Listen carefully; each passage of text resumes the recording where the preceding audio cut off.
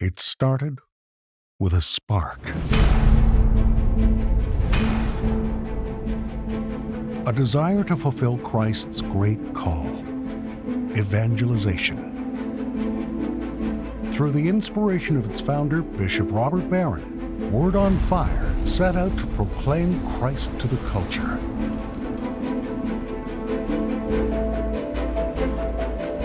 From its humble origin in radio, Father Robert Barron on the Word of God, which is the Word on Fire. To the creation of an ever-growing website housing videos, homilies, and reviews. It was an idea to spread Christ's message through a multitude of media platforms. It was an idea to engage people with the gospel as it's found in the arts and each person's everyday life. Word on Fire reaches millions every year by effectively and innovatively sharing the gospel through podcasts, videos, books, scripture studies, and gospel meditations through personal encounter.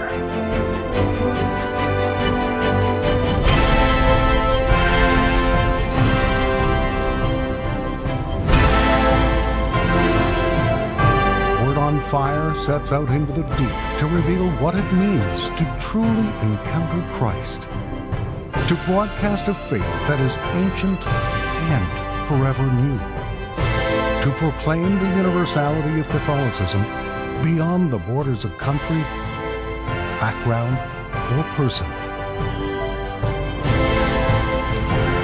Theirs is a story of perseverance, exploration, and hope planted so deeply that it has touched the corners of the earth.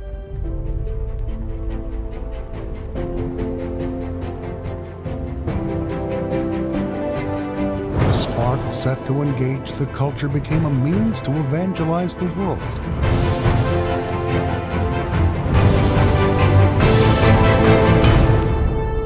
All it takes is one spark to set the world ablaze.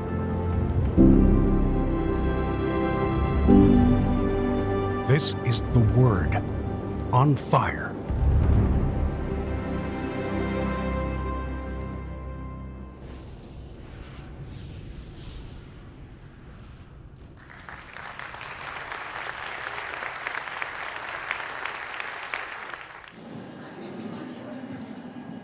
Good evening. I'm Dr. Pia De Saletti. I am the Chancellor of the Diocese of Orange and the Theological Advisor to Bishop Barron. And welcome to this is the anniversary, anniversary of our first book club. So this is our 5th event. The Orange Catholic Book Club is a quarterly diocesan book club event. And we are blessed this evening to have 2 amazing authors and experts with us, John Allen and Bishop Barron. And when this event was originally billed, Bishop Barron was unable to attend. And about 10 days ago, I got a call from Bishop Barron's assistant saying, I have a bishop that wants to come. So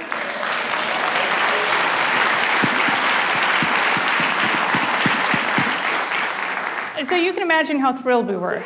I mean, to have these 2 experts is an incredible gift. And to me, it really speaks to Christ Cathedral and what we have here. So if you're interested in joining the book club and you haven't already, there's a sign up outside. You can go online. I think the website is Orange Catholic Book Club at .faith. And we will continue to do these book clubs every quarter. And tonight, our format is a little bit different, again, because we have 2 amazing experts with us. So Bishop Van will be coming up to give a blessing and also to introduce both authors. John will give his presentation. And then what we'll have is basically a conversation between Bishop Barron, John, and myself. After about 20 minutes of that, we'll turn it over to questions from the audience. But keep in mind that we also have people watching from around the world. An estimated 25 to 30,000 people are watching at the same time that you are. In order to keep this moderated, the questions, if you want to ask questions during the Q&A, please write them down on a card. If you want a card, we have people who have the cards. Raise your hand, they will bring you a card, and those cards will be collected. And we will get to as many of them as we can. But we just need to, again, we don't have the same relaxed environment that we have because we do have such a great audience. I want to welcome you and thank you all. Afterwards, there will be a book signing and dessert reception. I want to thank you for coming, and I hope that you have an excellent evening because I think we're in for a treat. So with this, I'd like to welcome our bishop, Bishop Barron.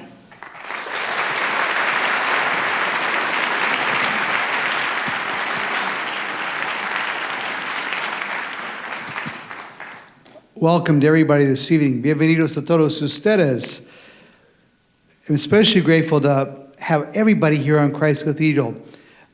Dr. Pia mentioned this. Gatherings like this of everybody of God's family, of God's holy people, helps Christ Cathedral then to grow into what the Lord wants us to be, to really be sent forth on fire in mission with the love of God.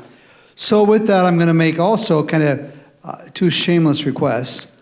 First of all, I'd like to welcome, besides Dr. Pia, Katie Dawson, who works in our Faith Formation office, who's doing wonderful work for us. And I am asking every one of you to call her, to tell her that you're going to be involved in Faith Formation in the diocese in many ways. We just can't sit back anymore, folks. This is what we do. We're sent. So call Katie and she'll help you be sent even more. And I'll kind of encourage you to. Is that right?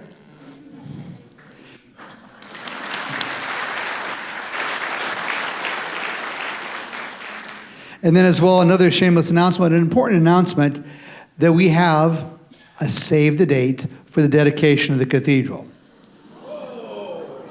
You heard it from me, folks.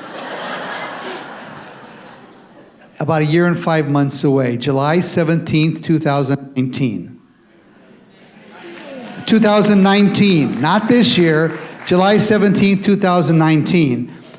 And it's many people, everybody here in the county and beyond, to have this great center of worship and faith.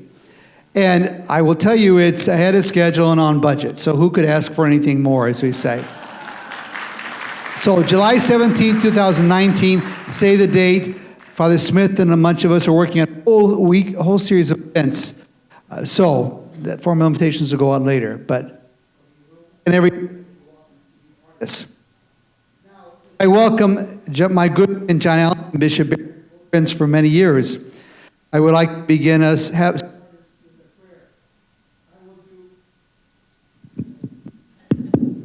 It's not me, I don't think. It's okay.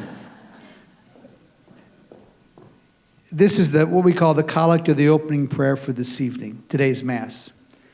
Also, I would just make a reflection that tomorrow is Candlemas Day, the Feast of the Presentation of the Lord. A great day which officially is the Christmas season. So to keep that in mind too, when we get our candles tomorrow, that reminds us what we're all called to be, to reflect that light of Christ. So let us pray. Grant us, Lord our God, may honor you with all our mind and love everyone in the heart, truth of heart. Through our Lord Jesus Christ, your Son, who lives and reigns with you in the unity of the Holy Spirit, one God, forever and ever. Amen. In the name of the Father, and the Son, and the Holy Spirit. Amen. Welcome again, everybody near and far.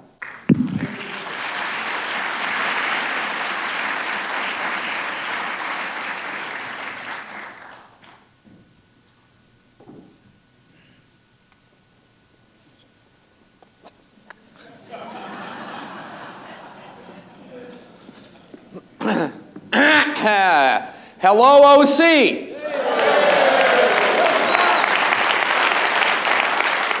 How are we all tonight? All right, ladies and gentlemen, I want to begin tonight by making one thing perfectly clear. I want this read into the record. I have known both Pia de Solini and Bishop Kevin Van for longer than any of us would collectively care to admit.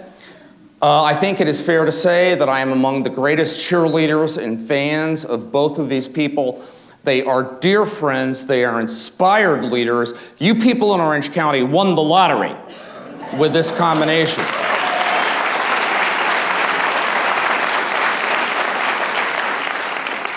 That said, I want to tell you that Pia de Solini and Bishop Kevin Van tonight are guilty parties in what I think is one of the most spectacularly boneheaded decisions I have ever seen in 25 years of covering the Catholic Church.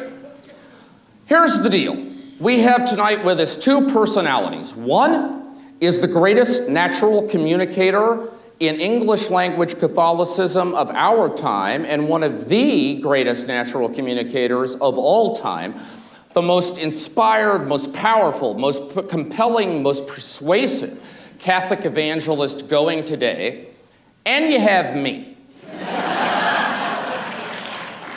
Who is tonight's keynoter? For the love of God, you people! Okay? Now, I understand, Bishop Barron's presence here tonight was a last-minute gift of God, but you heard Pio de Solini say it. They had 10 days to rethink this, and I'm still here. Okay? So all I can say is I apologize to you. I beg your indulgence, and under the Pope of Mercy, be merciful with me.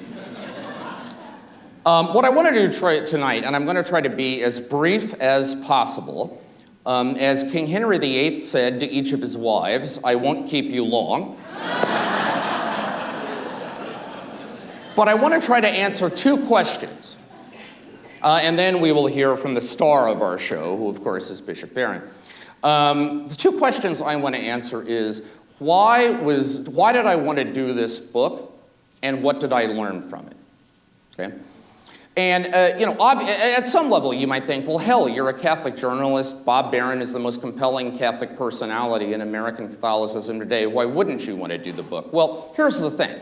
I'm a newsman, okay? My day job is covering the Vatican. I'm what the Italians call a Vaticanista, which means a journalist specialized in coverage of the Vatican.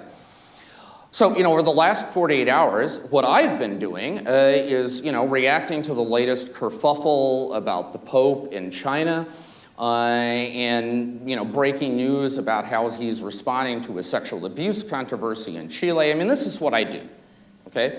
Is try to bring you the day's Catholic news with as much intelligence and accuracy as I can muster. Bishop Robert Barron is not about today's headlines. Now, I mean, certainly, if you corner him and say, Bishop Barron, what do you think about X? He will always have something intelligent and sensible to say about it. But Barron is not about the fleeting. Barron is about the perennials. It's about the permanent pillars of our faith, the things that anchor us through all of those vicissitudes. And so, in some ways, this was an unnatural act for me. I had to pull back, and instead of doing what I do, which is try to chase today's news, I had to think about the permanent, the lasting, the core of it all. And so why would I do that? Well, here's the thing. My grandparents, I grew up in rural western Kansas, okay? My grandparents lived in a little western Kansas hamlet called Hill City. It is my candidate for the worst place name in America, because there is no hill, and there sure as hell is no city. I'm talking about 600 people, on a good day. And they were the classic kind of cradle Catholic. I mean, their faith was just rock solid. It was what the Italians would call incrollabile, I mean, incapable of ever crumbling, okay? But it was not a particularly reflective faith. I mean, they didn't need a lot of fancy theological reflection or whatever. They were just solid, core, heartfelt Catholic people. And I remember once asking my grandpa and grandma when I first started paying attention to Catholic stuff, and I remember reading a history of American Catholicism. I'm not even sure at this stage which one it was, but it had a chapter on Fulton Sheen. And of course, I had never seen Fulton Sheen in my prime, or in his prime, rather. And so I asked my grandpa and grandma, do you guys remember watching Fulton Sheen back in the day? And they said, watching? Of course. In fact, every Catholic for like a 150-mile radius in western Kansas would get together. It was Tuesday nights at 7 p.m., okay, when Fulton Sheen would come on the Dumont network. Okay, precursor to NBC. They would come together in a parish someplace that had a black and white TV, with the rabbit ears and all of that. and they would fire up the TV, and they would all come together and watch Sheen. So I asked them, okay, well, so what stuck with you about Fulton Sheen? What do you remember, right? And I was expecting they're going to say, oh, well, one episode he talked about the Trinity, or, another episode he talked about, I don't know, something. No, they didn't remember any of that. They could not cite a single thing that Sheen ever said on television, okay? And so I asked them, well, I mean, if none of that stuck with you, then why was this so important to you? What was so great about it, And you know what they said? He made us proud. He made us proud. Now remember, this was an era in American history in which being an openly professed Catholic wasn't exactly a walk in the park, okay?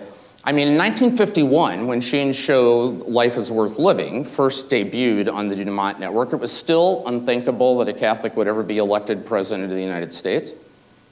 Many American states still had explicitly anti-Catholic laws on the books. Catholics were often frozen out of senior levels of the various professions, or if they weren't, they were looked at with suspicion, okay? The parish that my grandparents met in to watch Fulton Sheen was built 10 years before, and the way it was built was by the Catholic men of this area volunteering to take turns to sit at the building site through the night with a lantern and a shotgun to prevent Protestants from coming through and burning it down, which they had tried, by the way.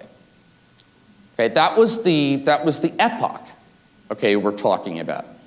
And what my grandparents told me was, here we are watching this Catholic bishop who is so smart and so engaging and so compelling, and he's on network TV. Okay, and he's beating Milton Berle and Lucille Ball at their own game. That's what they remember. Okay, at a time when it wasn't easy to be Catholic in America, Fulton Sheen filled them with pride. Flash forward, 35, 40 years later. Then Father Robert Barron bursts on the scene with his Catholicism series. And I have to confess, I was very skeptical of the whole Bob Barron mystique at the beginning. Because the thing of it is, the way he was being described to me was as a Catholic apologist. And you know this, I mean, so much of what passed for Catholic apologetics in that era was shrill and superficial, right? And I was sort of turned off by the whole thing. But I kept running into people over and over again, totally unsolicited by me, who would come up and say, do you know Father Robert Barron? Have you seen this Catholicism series? And I would say, I've heard, and I think actually we may have bumped into one another on a couple of TV sets. I knew you were doing commentary for NBC back in the day, and I was up there doing CNN. But I had not looked at any of your stuff, okay? But these people over and over again would come up to me, and they would ask me, have you seen it? And I would say, no, why should I? And they would say, because he makes us proud. He makes us proud. He makes me feel good about being a Catholic. And of course, by the time we get to the early 2000s, okay, after the sex abuse crisis has broken in this country, that was no easy thing for a lot of Catholics to say. Okay, being Catholic, as you well know, was not the height of fashion, okay, in this country at that point. And yet, here was this smart, compelling, articulate, powerful, passionate figure who comes along and opens up to us the riches of the Catholic tradition and tells us you do not have to hang your head low.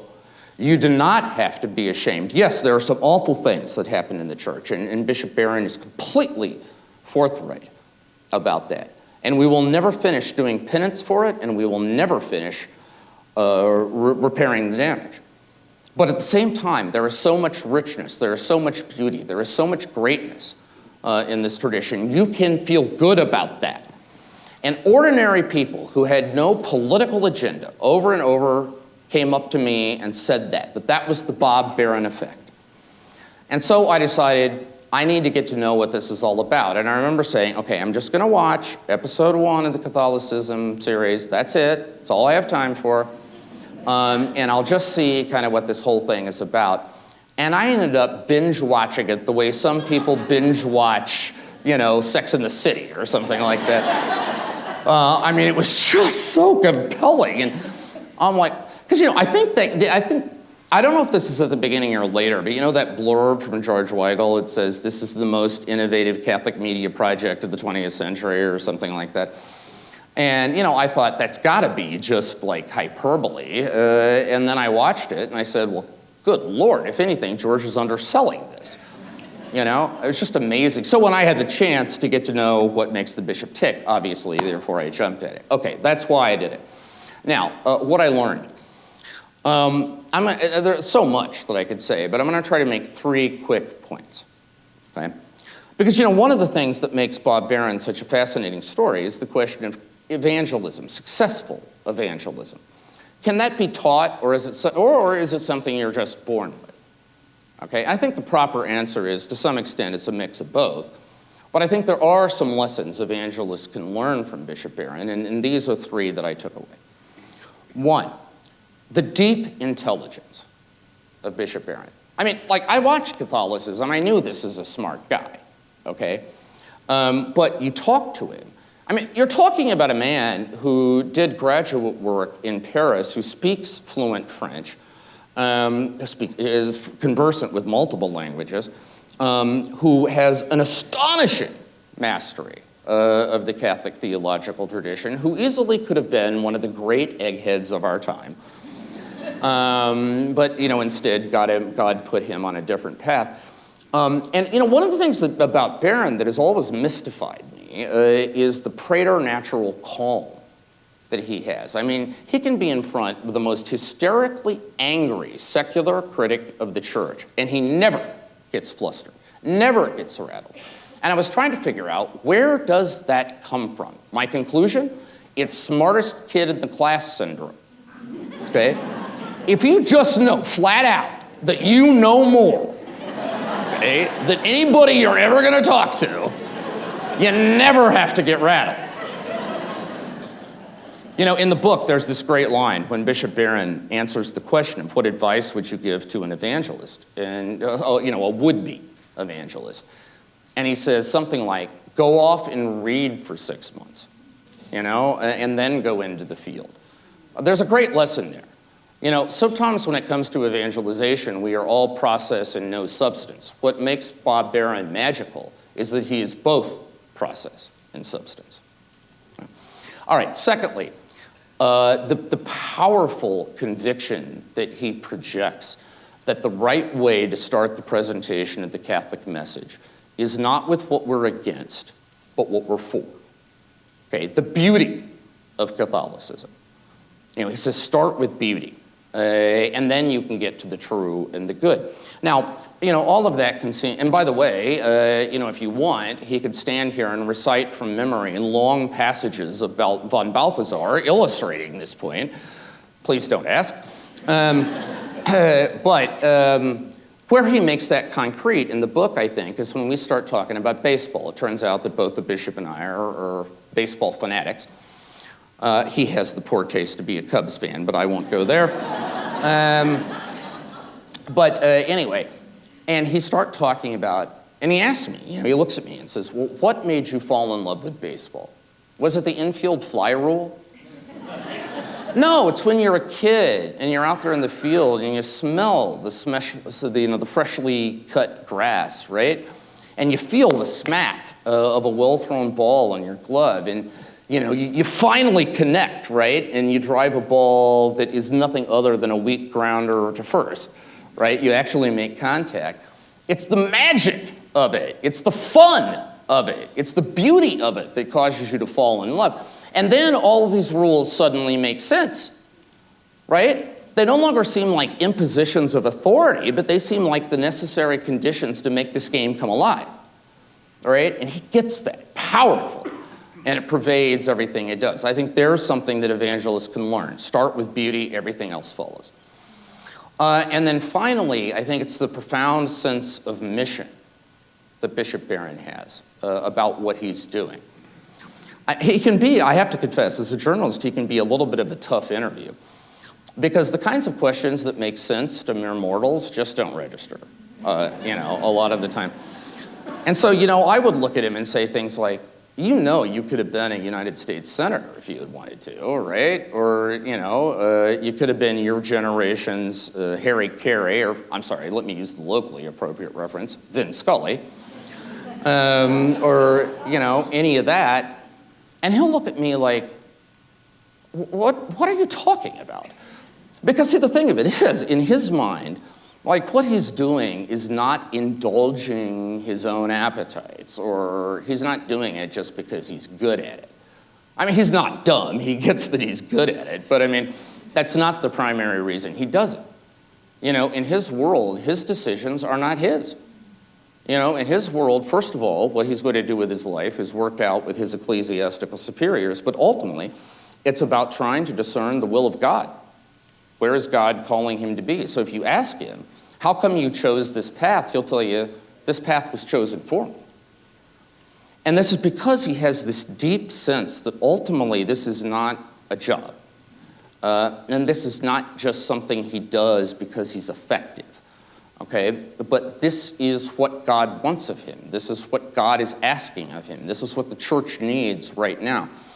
And that provides a sense of mission that fuels, first of all, fuels a passion that is remarkable, and also a work ethic that is staggering, you know?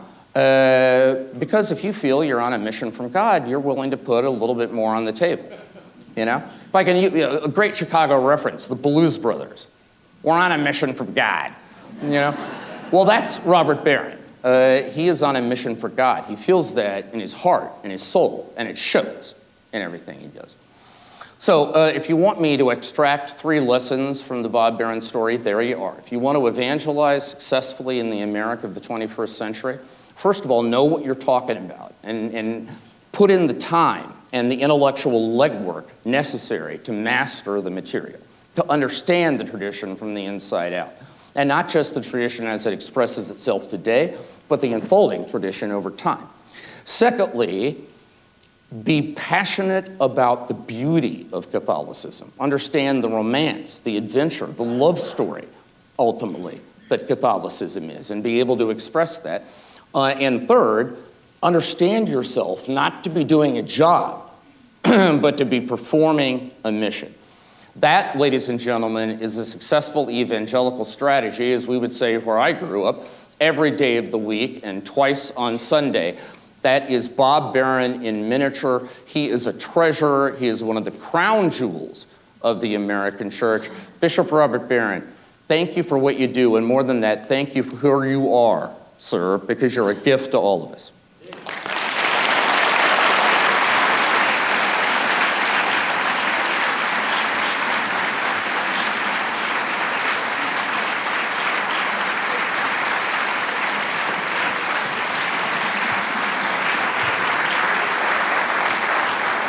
I know, wasted time. God bless you.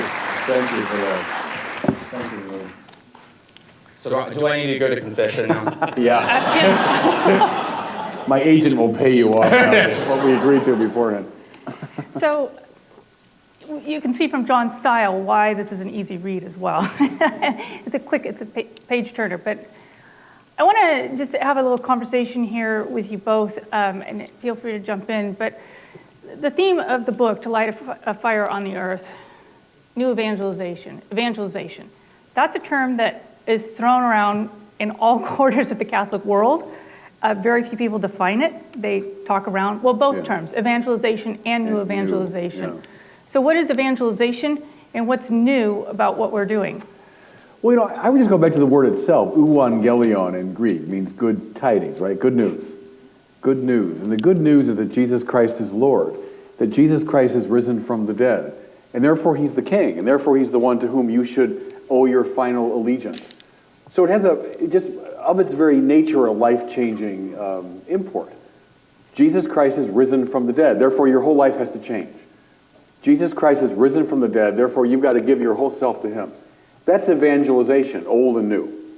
What's new about it, John Paul said new in ardor, new in method, and new in expression. Thank you. So I think, what John was putting his finger on there, the ardor, I've been very strong in that. The church I grew up in, so right after the council, was somewhat of a hand-wringing church. What I mean is we were debating with ourselves all the time, largely about sexual issues and authority issues. The church kind of unsure of itself. And I think John Paul intuited that we need ardor, we need fire, a new enthusiasm. And go back to the first evangelizers, go back to Peter and Paul and the rest. They experienced Jesus risen from the dead, and they knew everything had changed, and they wanted to grab the whole world by the lapels and tell them about it. Ardor, right? It wasn't so much a hand-wringing, like, what do we do next? It was enthusiasm for the mission. New in expression and method, that's for our time, The methods we have, Fulton Sheen would have given his right arm for the methods we have now. That you can put something on YouTube and it's 24/7 all over the world immediately. Do a podcast show and the whole world can listen in. Do a live stream as we're doing now, But if I can just interject, a lot of people are using those means, but you're using them differently. How are you using them differently?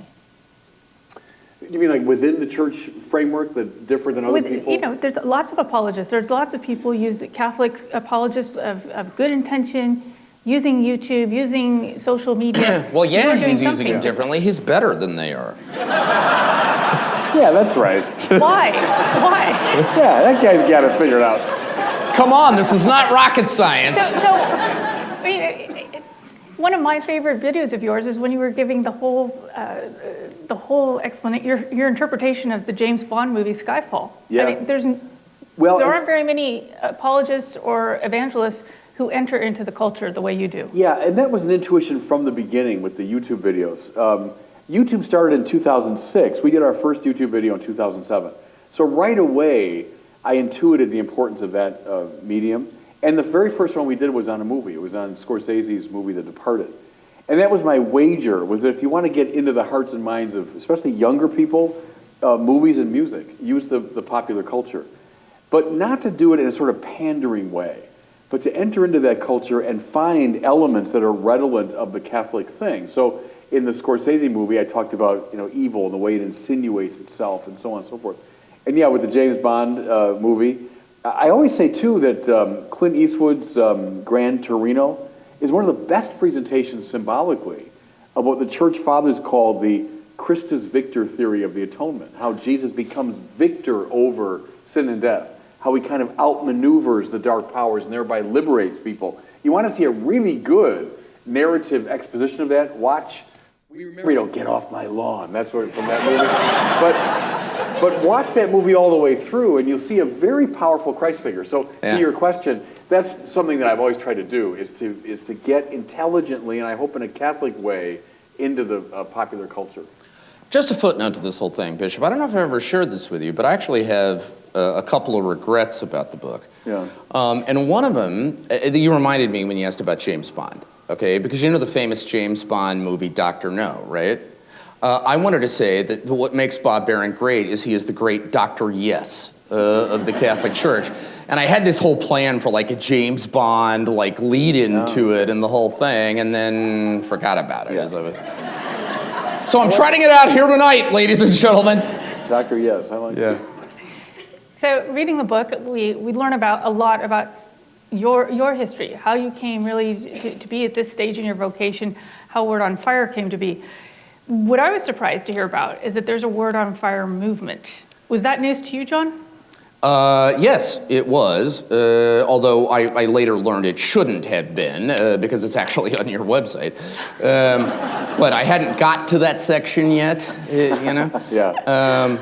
But I gotta say, I am the biggest supporter and fan of this idea on the planet. Just so what Peter is talking about is, there are a number of what we kind of colloquially refer to as new movements in the Catholic Church. One of them, Communion and Liberation, its founder, John Giussani, actually coined the term the new evangelization, by the way, and it came to JP2 through Cardinal Scola. But anyway, so there are a number of wonderful new movements out there. Communion Liberation, the San Egidio community, L'Arche, Schoenstatt, and on and on. But there is no indigenous American new movement, and there is no new movement out there that is specifically devoted to the charism of evangelization through the new media of the 21st century, right? So I think it is a hole that is just crying out to be filled. You are the ideal person to do it. I think it has enormous promise, and I will also confess to all of you, I have a personal interest in this because one of these days I plan to do a book on the new movements, and if Barron gets his act together and has a new movement by that stage, I've already done all the homework on that one. That chapter's done. So that chapter's done. So tell us about the new movement. Yeah, I trace it back to a conversation I had with a young lady who still works at Word on Fire. She was Roseanne Carter at the time, now Roseanne Lee, married to Sean Lee from Word on Fire. But Roseanne came to my office when I was still in Chicago. She said, I've been working here for a couple years. I love it. I'm dedicated to the work we're doing. But what a lot of us in Word on Fire would like to do is become part of something like an order. That it's more than just a ministry we're involved in, more than just a business. We'd like it to be a way of life. And I must say, it just sort of grabbed my imagination. And I said, well, why don't we all keep thinking and praying about that? And maybe we could spend a day and we could, think it through and pray it through. So we did. A group of us went away and we started, brainstorming about it. And so it's grown from there. And the idea is that Word on Fire becomes a movement that will include really anyone interested in a whole lifestyle of evangelization. So not just something that you do from time to time, but your whole life becomes centered around this work of declaring Jesus as Lord. We want to provide for people who are willing to make that commitment, some specialized information, training, etc. But just to make it a way of life that could be both for clergy, but mostly for laity. And I just think as the great orders and movements in the history of the church often responded to a pressing spiritual need of the time, right? Think of the way the Benedictine movement responded to the collapse of Roman order, etc. The Dominicans and Franciscans responding to a certain corruption of in their own time. Jesuits responding at the time of the Reformation. The problem now, the issue now are the N-O-N-E-S, right? The nuns. This increasing number of people, especially the young, who are drifting away from any sort of religious affiliation. This should be heartbreaking, it seems to me, to all Catholics. The stat that always stays in my mind, I think we put it in the book, is that for every one person joining the Catholic Church today, 6 are leaving. In the United States. In the United States, yeah. So right, other parts of the Catholic world, that's true. The numbers are increasing. But to me, that's the pressing call of our time. And so might it be a way of responding to it? That's my hope, but we're at the very beginning stages of it. And, we're still praying about it, still making some of the preliminary moves.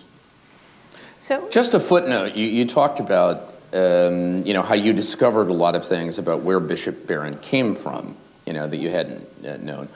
One thing that he won't tell you, but I will, is that was by far the most difficult portion of our conversations together, because you didn't want to talk about yourself, right? It was like pulling teeth, really, in some ways.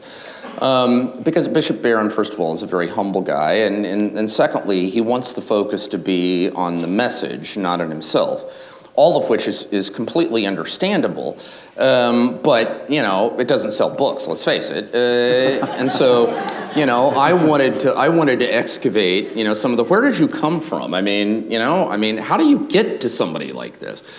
And it was tough. I remember you telling me once when we were doing the biography section. You said, I remember when we were having lunch, right? Yeah. And we'd been at it all morning. And you said to me, you know what? That was like a cross between a graduate exam and psychotherapy. Right. Right. My doctoral defense and psychotherapy. Yeah. It's kind of a combination. Yeah. But I am profoundly glad we did it. Because, among other things, I think what it shows. So, the bishop, you had a very loving family and all that, but fundamentally you came from quite ordinary American circumstances, in many ways. There's kind of an everyman element, to that upbringing. And it just shows you did not descend fully formed, like Athena from the mind of Zeus. I did actually. That's right. I did actually. No, that's right. I'm trying to do this whole Horatio algebra stick. Yeah. No, you're right. No, I came from a wonderful family. My mom and dad were good, solid Catholics, not ostentatious by any means. Never put any pressure on me whatsoever, to go into the priesthood. And it was that turning point when I was 14, and one of the young friars at Fenwick High School outside Chicago taught us one of Aquinas' arguments for God's existence. And it was the moment of conversion. I mean, I was a Catholic kid going to Mass, but it was like a light turning on. Which argument? It was the argument from motion, the very first one. And, I was 14, barely understanding it, but I went to the library, I remember. This is when there were still books. Remember books? There were like these things with pages.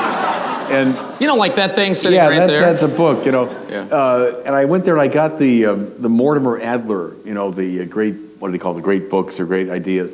And I got this big volume of Thomas Aquinas. And I brought it home, I'm trying to understand it.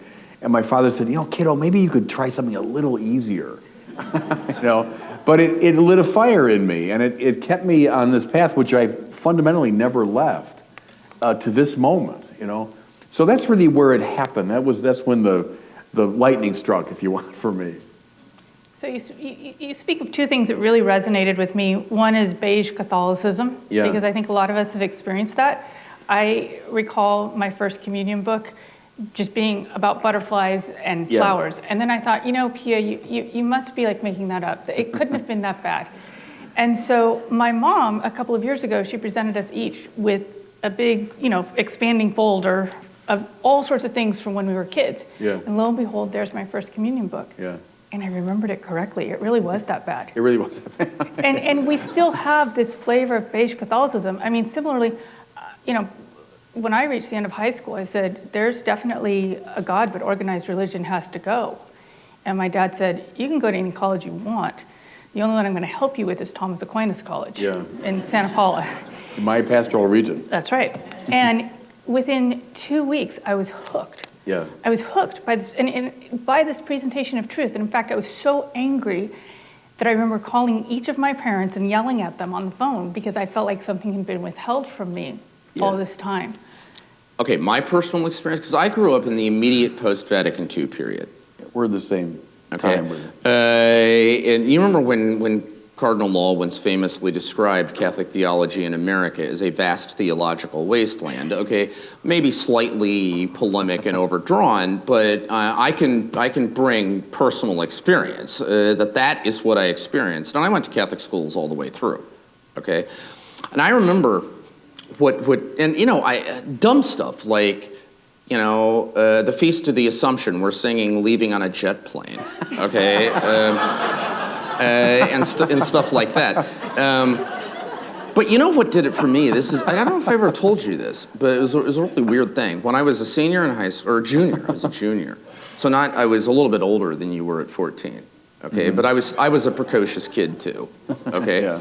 And I went to Father Mike Scully, because our Capuchins were our pastors. And he was my religion teacher. And I remember going to him and saying, listen, I love my grandparents, and this whole church stuff obviously means the world to them, so I want to give them the benefit of the doubt. But I really haven't heard anything in school that persuades me that this is anything other than puff, and which was a kind of arrogant thing for a 16-year-old kid to say. Okay, but whatever, that's where I was. Father Mike, now believe me, do not try this at home. This is not what I would recommend. Father Mike handed me a copy of Hans Kung's On Being a Christian, which is not probably the exposition of the Catholic faith you would actually recommend, right? But whatever you want to say about Kung in that book, it was smart. And it was deep, and it was challenging, and it was demanding, right? And I sort of started thinking, okay, this is going to be like our religion book. It's going to be dumb, Yeah. And I got into page 4, and I'm like, I don't understand any of this. This is actually really hard. You know, and that like awoke something in me in a kind of perverse kind of way that it made me realize, wow, there's like something deeper and more substantive and more challenging and more demanding here that I never got. Mm-hmm. Yeah, oh, absolutely. And Vatican II was the fruit of this great intellectual renaissance in Catholicism in the mid-20th century. Think of the great figures that gave us Vatican II, from Danielu and de Lubac and Ratzinger and Wojtyła and everybody else. And the Vatican II documents themselves are smart documents, rich, textured, colorful if you want. They're not beige. But then somehow after the council, when we were coming of age, we accepted a very dumbed down version of Catholicism and we beigified ourselves, by which I mean a lot of the distinctive color and texture, some of the hard edges, you know, kind of rounded off, to be as kind of accessible and relevant and non-threatening as possible. But the trouble was then it didn't grab the mind, it didn't grab the heart or the eyes or the imagination, the way Chartres Cathedral does, or the Summa of Aquinas, or whatever. My judgment is that this dumbed down, beigified Catholicism was a pastoral disaster. And it's one of the reasons why, now we've had 2 generations of it, going on 3, why a lot of people do find, as you said, John, it's just a lot of fluff, or it's a lot of superficiality, or just people's feelings. That has not served the Catholic Church. And so I'm always advocating for a revival of our intellectual, artistic, cultural tradition. And I think it's a pressing pastoral need. See, I don't want to drive a wedge at all, like, oh, that's for intellectuals to fuss about. No, that's of enormous pastoral significance. And, you know, if you talk to the young people today, and there's a lot of surveys out there about the nuns, right? Why are you leaving? Watch the reasons. They are overwhelmingly intellectual reasons. People have doubts and questions. It's about science, about ethics, about the very existence of God, right? And so we can't bury our heads in the sand and say, well, we can eschew our cultural intellectual tradition and expect to keep the young people. It's not been working. It's not been a good strategy. So anyway, end of outburst on that. But that's my problem with beige Catholicism. I think it's been a pastoral disaster. Just following on the theme of beige Catholicism, we have Christ Cathedral here, which is anything but beige. Yeah. We're undergoing a lot of strategic planning in the diocese under Bishop Van's leadership. What would your advice be to the church in Orange, to those of us that we're rising to meet the mission, but I guess I'm asking you to expand upon what you've said. How do we keep from being beige? I mean, we've got a cathedral that's anything but beige. We have to live up to that. And I'm glad, because I hadn't thought of it quite with orange in mind, but you know, with the Christ Cathedral, it used to be the Crystal Cathedral, Robert Schuller, who was, I remember him very vividly in the 80s when he was on TV, broadcasting from that church. And of course, he was consciously imitating Fulton Sheen, who was his great hero. Mm-hmm. He even looked a little bit like Sheen, and his style was Sheen-esque. And he had the statue of Sheen. I remember seeing it years ago out here on the campus. Make this place a center of Catholic evangelization in the spirit, the best of Schuller. Not that I would agree with him in every detail, but the best of that spirit of announcing the gospel. And behind him, Sheen. In fact, go on YouTube sometime. Look up Sheen at the Crystal Cathedral. It was toward the end of his life, like 1975 maybe. Fulton Sheen is 70, or 80 years old at the time. Man, but he had not lost an inch off his fastball. It was a masterful performance. The sermon about 15 minutes long. It was on the cross. He was talking to a Protestant audience, so he emphasized the cross, as Protestants often do. And he did it in a masterful way that was inviting to Protestants and also deeply Catholic. The reason all that's come to my mind is make the Christ Cathedral a center of evangelization. Make it a center of Christian Catholic preaching. Make it a center for the arts. Think of what Cardinal Martini years ago in Milan, where he would gather people in that great plaza in front of the cathedral there, art exhibits, talks on the Bible, etc. I think that would be a really cool thing for Orange, is make this place a vibrant center of evangelization. Not a bad idea with Disneyland 1.2 miles away. Yeah. Now, you do realize the logical implication of everything you just said. Is what? They're going to have to be in orange more often. I'll come to orange. So changing gears a little bit, who is a saint? What is a saint? Well, a saint's a friend of God, I would say. A saint is someone who has aligned him or herself to God. I use that term, or the etymology of adoration a lot. Ad oratio means mouth to mouth, right? Ad ora. So it's someone who's aligned, that your faculties and powers and energies are aligned to God. Or use the image from the book of Genesis, when Adam walking with God in the cool of the evening, someone that walks with God. That's a saint, someone who's friends with God. Sin is always an alienation, it's a loss of friendship. See, and then maybe we get away from a hyper sense of God as judge. Think of sin as a wandering away from our friend, from friendship.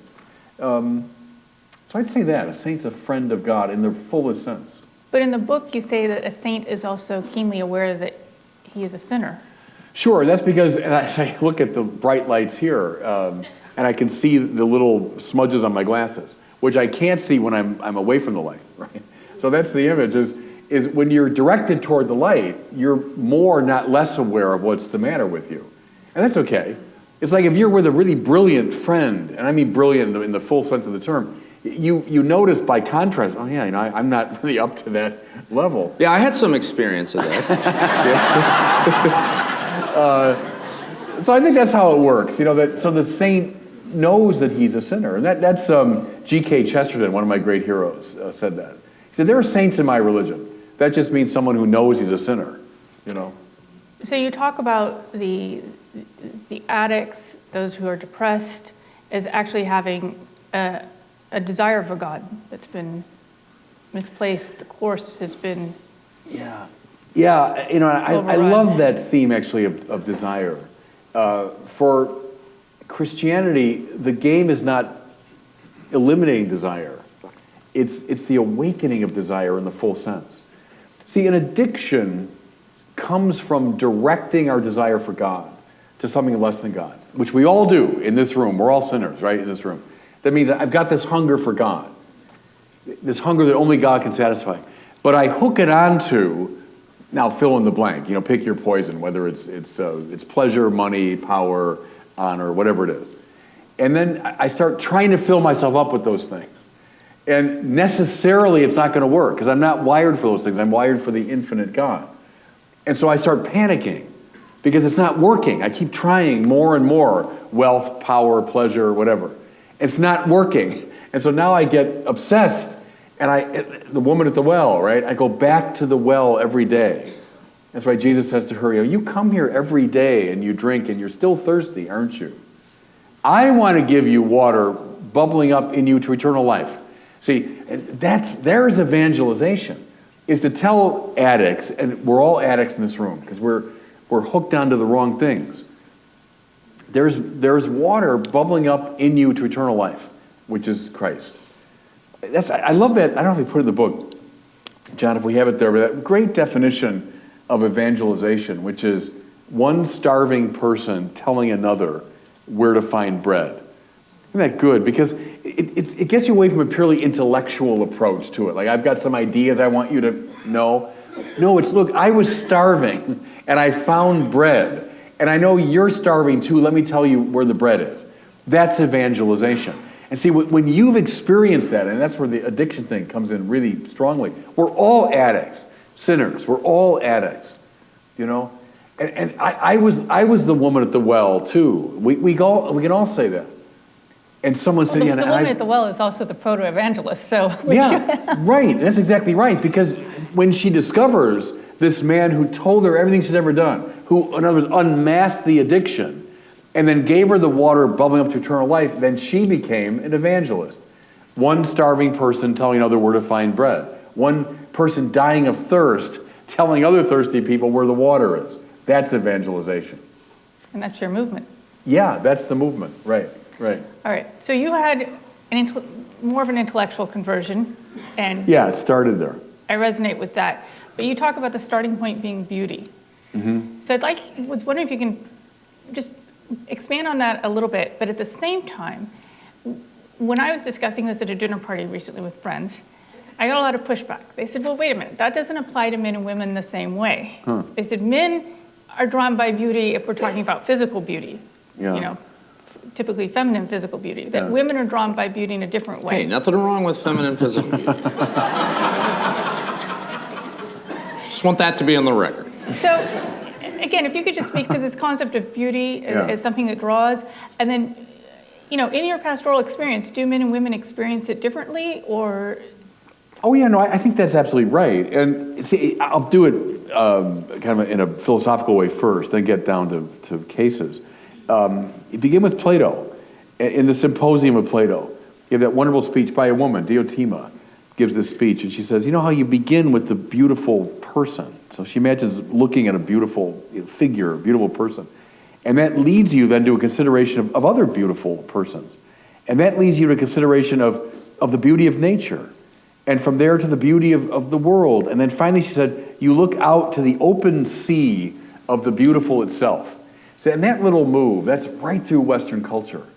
You begin with a beautiful particular, But by some drive, though, it keeps opening up your spirit to ever wider horizons of the beautiful, till you finally come to God, we would say, the source of all beauty, So that's the philosophy of it. Now, it can start with, as she does in that speech, with a beautiful person, a beautiful figure.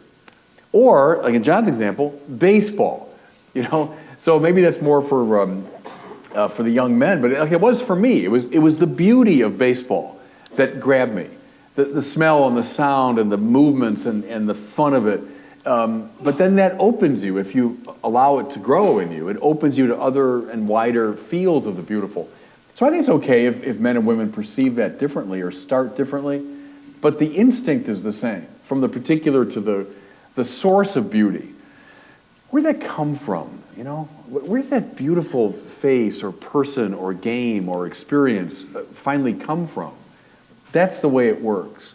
I always think of, one of my great heroes when I was a doctoral student in Paris was Cardinal Lustiger, who was the Archbishop of Paris at the time, whose mother died in the Shoah. He was a Jewish kid who was sent to live with a Catholic family for his safety during the war.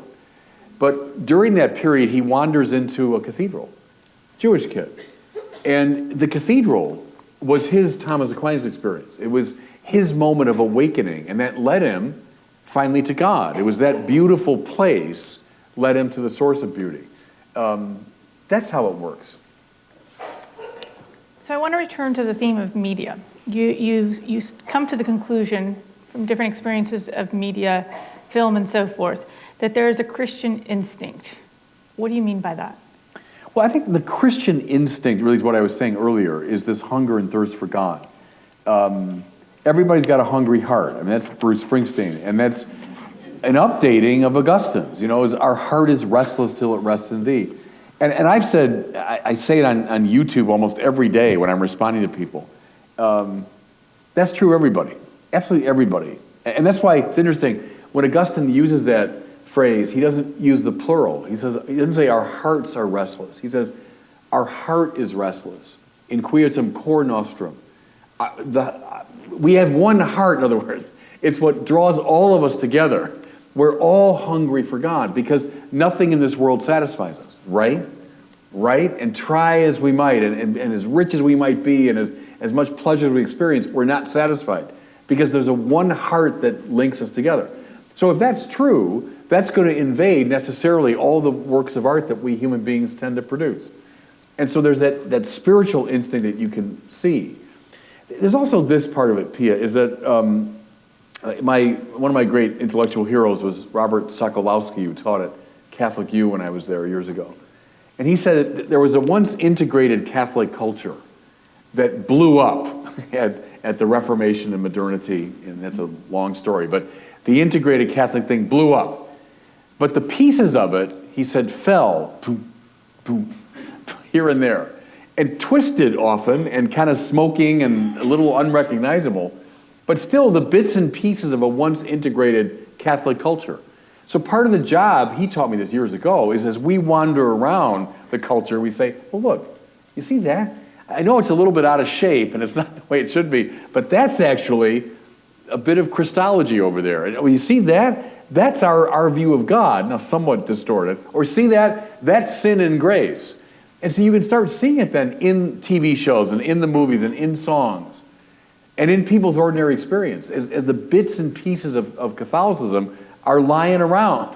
But part of our job today is to identify them and just point them out. That's a lot of what I do with the YouTube videos, is to point these out as they pop up in the culture. Right. So since we're talking about evangelization, what's your elevator speech on how a Christian can encounter a non-Christian? And we really struggle with this. And you see it particularly in areas, the blogosphere, where you're looking at committed Christians who are, or any form of social media, and they are on fire. But I don't think that they always have the best idea of how to create, what to do in that moment of encounter, how to make that a moment of encounter, particularly with non-Christians. I mean, we could also talk about the moment of encounter with other Christians. Yeah, no, that's fellow good. Catholics. But in that moment, what do we do? It's a good question. It's a hard question. Here I draw inspiration from Pope Francis, as you say, has been putting such a stress on the encounter. And on witnessing, I think probably that's the best approach. If we start preaching and proclaiming immediately, especially with a non-Christian, that's probably going to be off-putting. But the showing forth of the effects of one's Christianity in one's life, I think that does have an enormous power. So maybe that's step one. There's a great story, I might be in the book, this young man named Gregory. You actually read this book? I have read it. I have read it, but I don't remember every detail of it. Yeah. Have I read the book? Yeah, I did. Okay. He remembers von Balthasar, but... Yeah. I know, he can recite Platonic dialogues from memory, but it's like, is this in that book? Is that in that book? Who wrote that book again? Yeah. I was going to tell a story about this young kid, Gregory, who comes to see Origen, the great church father. And he says, I would like to learn your Christian, worldview. And Origen said to him, first come and live our life, and then you'll understand our doctrine. Well, that young man grew up to be, now we all call him Saint Gregory Thaumaturgus, Gregory the Wonder Worker. But he started his Christian career by living in a Christian community. First come and live with us and learn our life, and then you'll get our doctrine. So I kind of think that's probably the best starting point. Here's the second observation I make, is let questions naturally arise. I love that, actually. I love that about the YouTube internet world. When I first did videos, and I didn't know people could comment on the videos. And you comment personally. You don't have, this isn't your staff. You're doing this personally. Oh, I do it, yeah. But I didn't know that. So my first videos go on, of course, the internet world. People don't write to say, oh, I love that video. Was that what? No, so I was getting these shockingly negative things. Because people, they hate God, or they hate religion, or they hate priests, or whatever it is, So I got all that negativity. But then once I got over the initial shock, I learned to love it. I still love it. Because, all right, I know you don't like what I'm saying here, but now I got some traction. Now, okay, I can try to respond to you. And very often, you get a response back, and then another one, and a conversation opens up. But you kind of allow a question to emerge. And then you got some traction. So I think with a non-Christian, that's not a bad approach, is this let the questions naturally arise, then you have some traction. If we come at it, straight on, it might be a little off-putting. Can I follow up on that?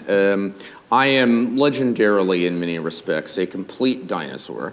And one of the ways in which I'm a dinosaur is I am very hostile to social media a lot of the time. I mean, to be quite honest, I think it makes the world worse.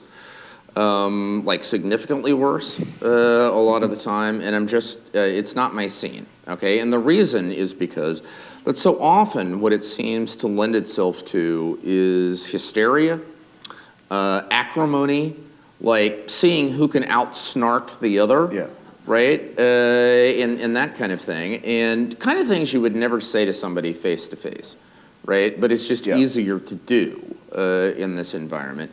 I mean, if you ask me, has Twitter promoted a more edifying public conversation about anything? No. Okay, I'm going to vote no. Okay? And yet, when I watch you do your thing, because, when I was doing the book, I followed, I mean, I still follow you, but I was very carefully following your social media engagement then. I mean, it's like you're out there and you're very effective, but somehow you seem immune to all of that. I mean, you never engage in snark. You never succumb to kind of personal one-upsmanship. I mean, there's just none of that, right? So how have you been able to get out there and engage this world without being, like, corrupted by the worst of it? Yeah, no, and I largely agree with you about the social media stuff, and I get all the negativity, and right, a lot of it is just downright dysfunctional. I completely agree with it. But I think there's enough positive in it that it's still worth doing.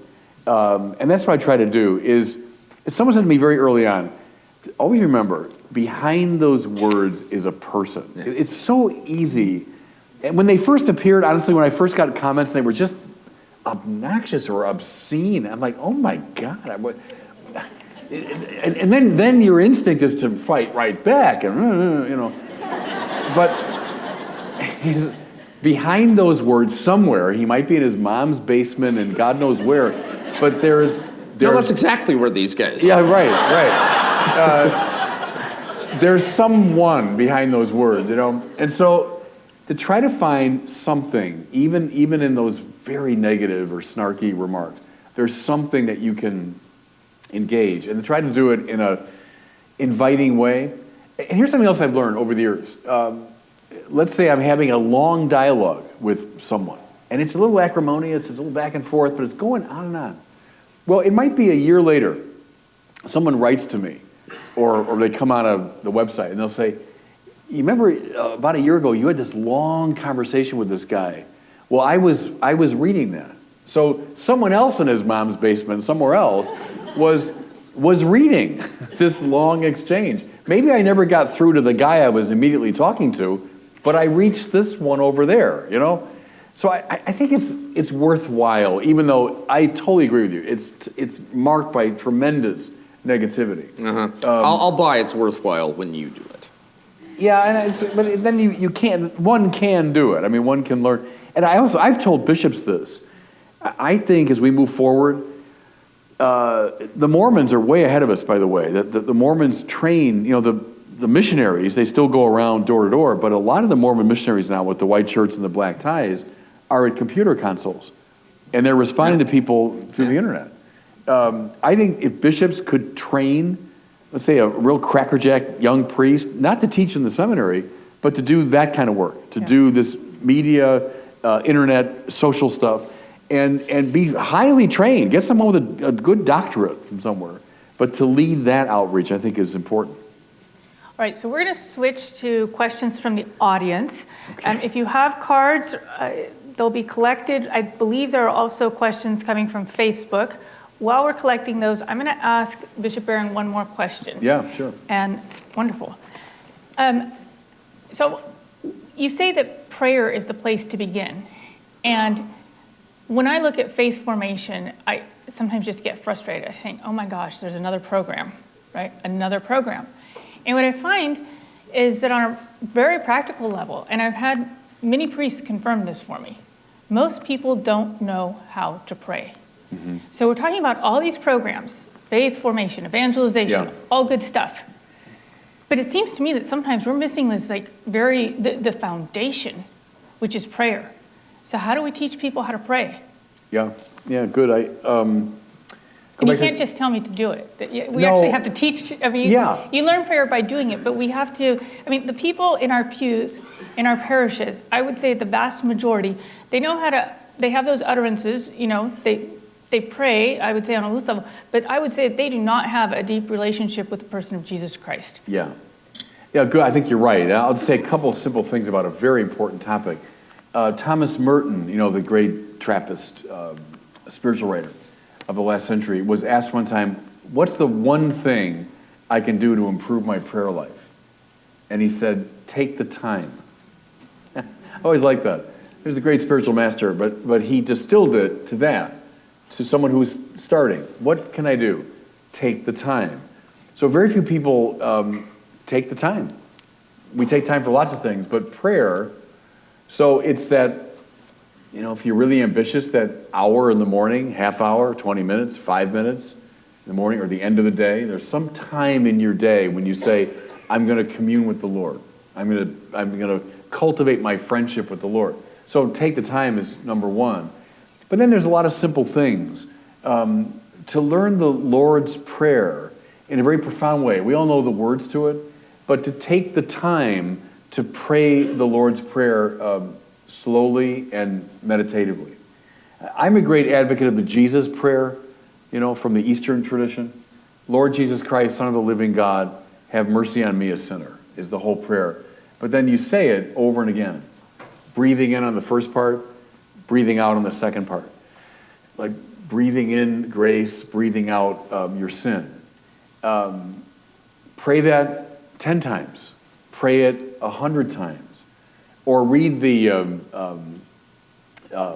Way of the Pilgrim, the famous book about the Jesus Prayer, when this man wants to understand how better to pray, and his spiritual master says, I want you to go back to your room and I want you to pray the Jesus Prayer 1,000 times. And so he does, and he's very proud. He managed to pray that prayer 1,000 times. So he goes back to the master and says, I did it. I did it. Now what? And he said, now go back and pray it 10,000 times. And that's the beginning of his spiritual renovation that's based upon that great prayer. Pray the Jesus Prayer when you're tempted. Pray the Jesus Prayer when you're bored. Pray the Jesus Prayer at the end of the day. I'll tell you a very quick story, too, about that. Someone years ago came to me with exactly that question. Say, Father, I just don't know, how do I pray? So I taught him the Jesus Prayer. And I said, just try this. Try this for 10 minutes every day. So about 2 weeks later, he comes back to me. I didn't know the guy at all. I knew nothing about him. He said, I've decided I've got to stop having promiscuous sex. And I said, yeah, good. That's good. But see, what happened was, without a word from me, I didn't know him really from Adam. I didn't know anything about his life. But that prayer, that little discipline of prayer, it started bringing his life together. It was turning toward the light, right? And so you begin to see the imperfections more clearly. So those are some of the simple opening moves. But I think you're right. A lot of people don't know really how to pray. Take out your rosary. If that's gotten dusty, the rosary is a great prayer. When I was a kid, we were almost discouraged from praying it. Something your grandmother did, Yeah. But I've become, I'm carrying it with me tonight, as I always do, a great devotee of the rosary. I think it's beautiful, very rich, deep prayer. Anyway, that's... You mentioned praying the Lord's Prayer more carefully. Yeah. Have you seen this TV series that Pope Francis just wrapped on the Lord's Prayer? No. It was on Rai, which is the major TV network in Italy. It was rolling out over, I think it was 2 months. And basically every episode, our episode, was devoted to one line. Oh, is that from right? the Lord's Okay. Prayer. No, I didn't know that. And I was in Rome when all of this was rolling out, so I was watching just absolutely captivating television. Made me think you should do that sometime. Yeah. No, I'd like to see that. Yeah. The next series. Next series. Yeah. So we have some questions from the audience. Yeah. Do you have a specific example? I think we answered that one. Okay. How does social justice work relate to evangelization? Yeah, good. John Paul II said that the church's social teaching is essential to the new evangelization. That's always struck me as right. It's our lived, concrete, social witness to the lordship of Jesus. Right? So if you say Jesus Christ is the Lord of my life, well, that means he's Lord of every aspect of my life. That means he dominates me, right? Dominos, the Lord. He dominates every aspect of my life. Well, that's going to mean in my economic life and in my political life and in my business decisions. And so the church's social teaching or its work for social justice is one of the ways that the lordship of Jesus is expressed. Another way to stress that is Jesus as Lord, risen Lord, sends his disciples into the world, right, to do what he did, to say what he said. And what did he do and say but the works of love and justice? And so if the church isn't doing that, it's not witnessing to the fact that it's got a new Lord. Rather, it's still under some other lordship. See, that's the trouble. If your life is not focused on the works of love, mercy, and justice, then you've got another Lord. And we're all sinners. We all have a problem with that. We're under different, lordship. So that's where it comes in. It's a fruit of evangelization, and it's a cause of evangelization. When people say, "Oh, I get it," that person's got a different Lord because of the way she's living. See, and that's the work of mercy and justice. Another question. What is the most important thing to tell an atheist about the God in whom we believe? Yeah, I've got a very definite answer. These are all Barron questions, no, right? I'm not expected to weigh in on these. Oh, no, I want you to weigh in. I want you to weigh in. Actually, I have a question for you. Yeah, no. All right, yeah, sure. We'll slum it in a minute. Bishop? The most important thing to tell an atheist about the God of Christianity is the true God is not a threat to human flourishing. And see, trust me when I tell you, I know this from a lot of experience. This haunts the minds of people in our culture, especially young people, that somehow God, if God exists, as Sartre said, right, the founder of existentialism, if God exists, I can't be free, right? Because God's a rival to my freedom. He hovers threateningly over my freedom. If God exists, God gets all the glory, takes up all the air in the room, and who am I? I'm just a little oppressed, manipulated figure. See, but that is not the God of the Bible. That's a God of mythology, maybe, The God of the Bible is the God of the burning bush, right? The bush that's on fire but not consumed. It's a really powerful image because it means when the true God comes close, creatures become more radiant and beautiful and they're not consumed. Now, contrast that with ancient mythology. When the gods break into human experience, what happens? People are incinerated, right? People are destroyed. They have to give way.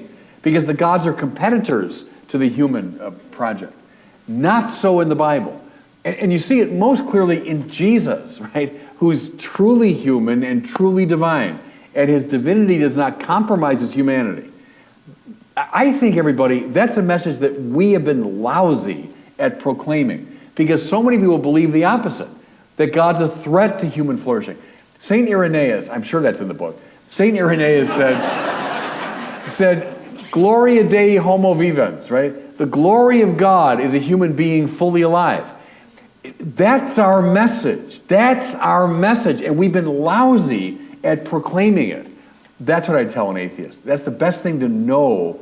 Before you start rejecting the Christian God, know that's the God we're talking about. Okay, end of sermon on that subject. I have an easy question for you. Who are the next pivotal players and when will we see volume 2? John Allen is the next pivotal.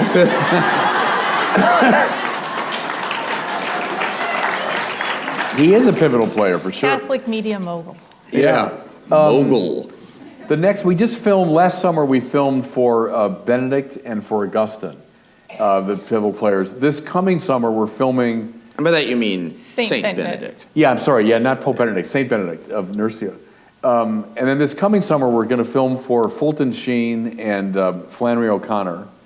And then the following, I don't know when, maybe year or summer, we're going to do Bartolome de las Casas and Ignatius of Loyola. So we have 4 more to film. I was on track to get this whole project done, and then the Pope made me a bishop and sent me out here. And so we had to put things on hold for about a year. But my team is working overtime. And it's a great joy to do these. All the scripts are done.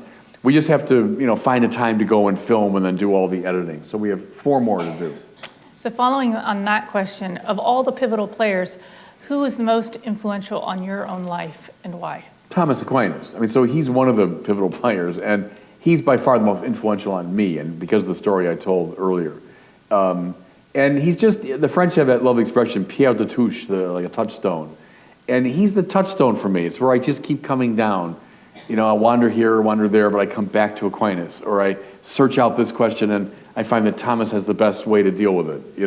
I range into modernity and find things fascinating, and then I come back to him.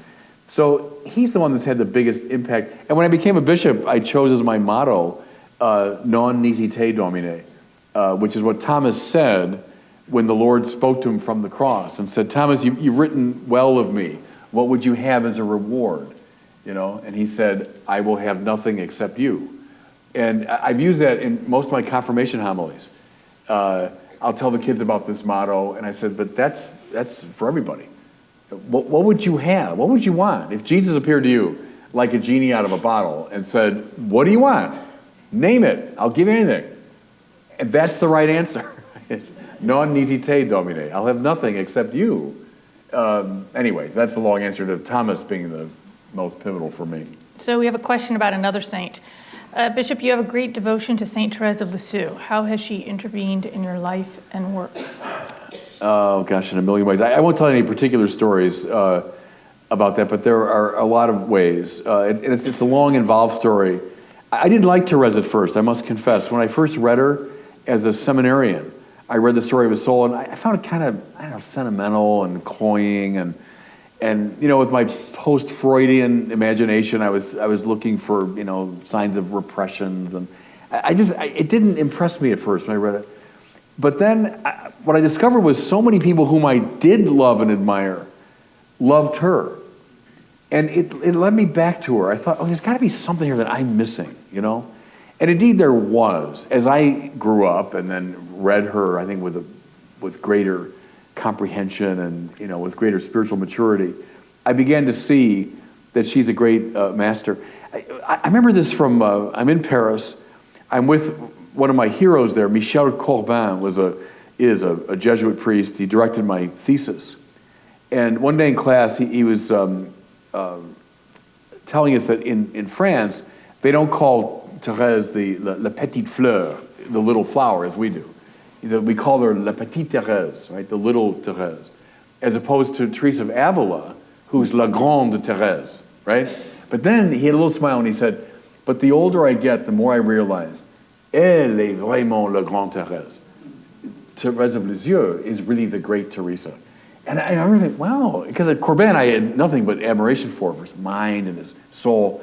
And I thought, wow, what's he seeing in her, you know? And that led me back to her. And I began to read her with tremendous appreciation. And I think she is, as John Paul correctly saw, a doctor of the church. The little way, I've said to people, you want to get Christianity, get the little way, and you've got the whole thing, really. Namely, don't worry about doing great things. Worry about doing little things with great love. And you've got to figure it out. Everything else is a footnote. You know what I mean? We get so obsessed with, do great things. Well, yeah, in whose eyes? Who cares? Do little things, like right now, every person in this room has an opportunity to love, right? Love means will the good of the other. And that's what we're doing right now. I'm willing your good. I hope it's doing some good by talking to you. You're willing my good by coming here and listening. John's was willing my good way more than I deserved, trust me. But my point is, right now, this is a little arena where love can play out. That's all that matters. See, do the smallest thing with great love. Now, who learned that lesson, by the way? Teresa of Calcutta, who took her name from Thérèse of Lisieux, right? But that's what she taught the 20th century. Don't worry about doing great things. Do little things with great love. And you got the whole 9 yards of Christianity. So that's why Therese means a lot to me. John, you can save that for your book on the movements. I mean, because that's what all of the movements are teaching in one way or another. Yeah, yes, that is unquestionably true. I will say, though, that I think my enthusiasm for the idea of Word on Fire becoming, as you say, not just a ministry or a business, but a movement, is that, among other things, that means it will endure. You know, I think, there are lots of great impulses in the church that are associated with a particular personality that all at some point have to negotiate the question of, okay, what happens when that personality is gone? Yeah. Right? And I think the great thing about the idea is that in some ways it would institutionalize your charism. You know, because let's face it, you were simply too precious to be lost after one generation. Amen.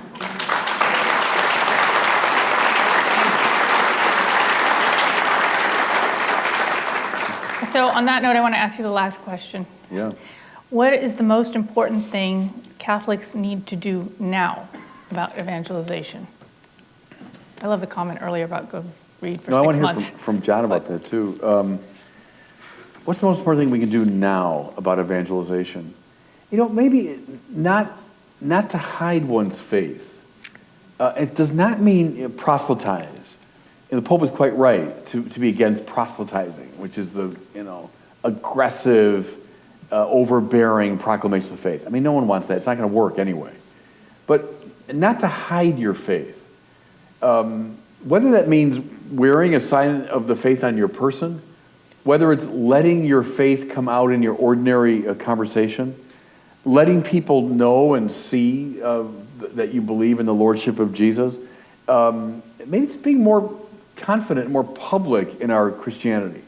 Because one of the bits of modernity that I think is really problematic, and we imbibe it naturally as Americans, is this etiquette of privatization, right? That faith is this private thing. Mm-hmm. And we have our public commitments, and even like, hey, I'll wear my Cubs hat. Hey, look, I'm a Cub fan. And that's okay. I wouldn't do it around LA very often, but but somehow religion, oh, no, don't let that come out in public. I mean, that's just a private thing, like, it's your little hobby or something. But religion can't be a hobby. Christianity can't be a hobby. From the beginning, it's a public reality. It does not mean aggressive. God knows we have been aggressive at our worst. But it does mean public, it seems to me. To be public in our faith. Let people see and know that we're believers in the Lord Jesus.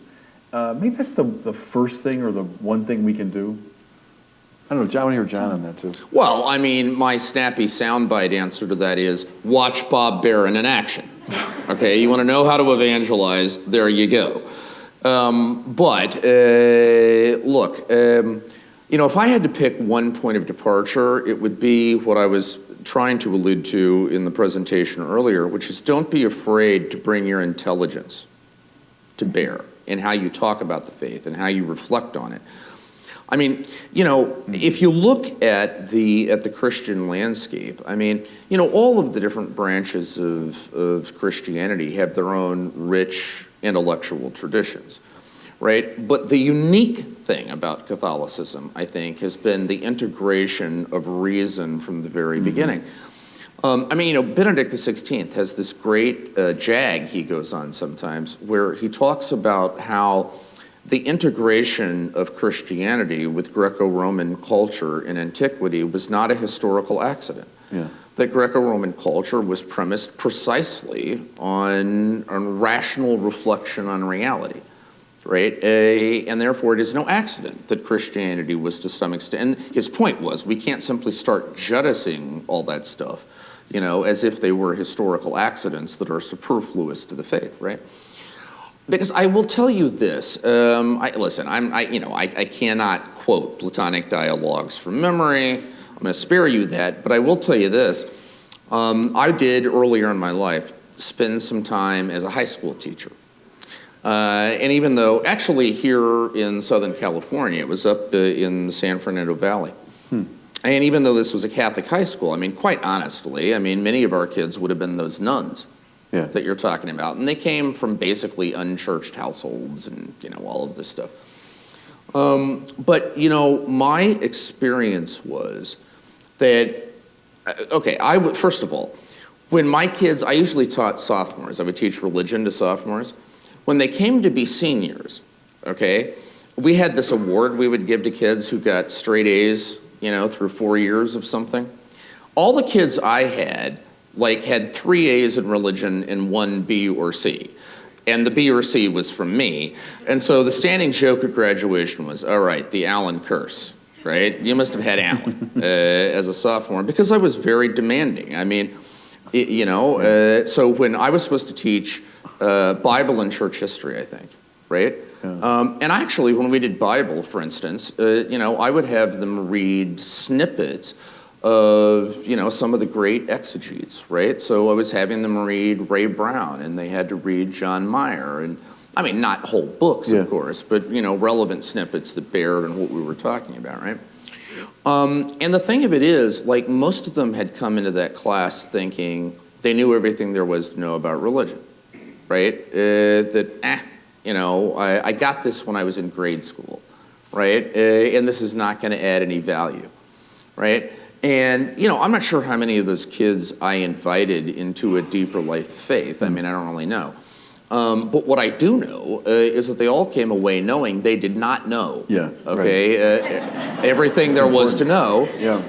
And they were challenged by that. Right. I mean, a lot of the kids actually enjoyed that, Because my pitch to them always was, look, okay, I know that the vast majority of you are not going to go study religion in college, okay? I get that, okay? But the thing about religion, whatever your faith level is, the thing about it as an academic subject, okay, just as we look at, if all we want to talk about is where does religious studies situate itself on the landscape of the humanities, I think of it as the great synthesizing discipline, right? Because it's art, it's history, right? It's intrigue, and all this other stuff. And in some sense, it is a window that opens up the entire accumulated experience of humanity, right? So if you can get your mind around religion, then you are in a position to study absolutely anything else and do it well. And that was always my pitch, right? And I found that who all wanted to get into good schools and so forth, they responded. My point is this, you can't beat people over the head with how much smarter you are than them. I mean, that doesn't work, okay? What you can do is patiently bring your intelligence to bear on the real world and real life questions they're actually asking. Yeah. And at least leave them with the impression that there's more here than I thought. And before I draw judgment about it, I ought to game up. Right? Yeah. That is what you do day in and day out. And that, if somebody came to me and said, listen, I want to be an evangelist. And by the way, this is the same advice I give to aspiring journalists in a very different key. I am often asked to speak at journalism schools, and kids will ask me, what should I do? And I ask them, what are you majoring in? Okay, and a lot of them will just say, well, I'm majoring in journalism.